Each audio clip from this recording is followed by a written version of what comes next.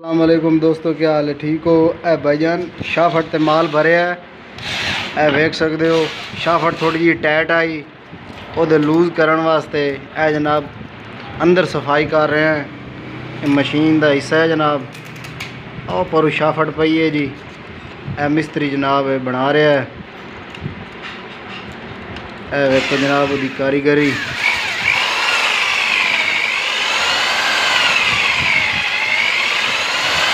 देखो जनाब सफाई हो रही है। शाफट बेहतरीन फिट आ गई थी। अड्डे फतेहपुर ते मिस्त्री है जनाब। ए देखो जी ए शाफट दे रहा है हूँ।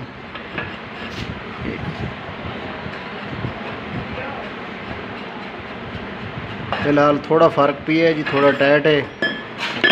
फिर लाओ। ए जी वत ला रहे हैं। बिल्कुल इजी मॉल हो गई शाफट।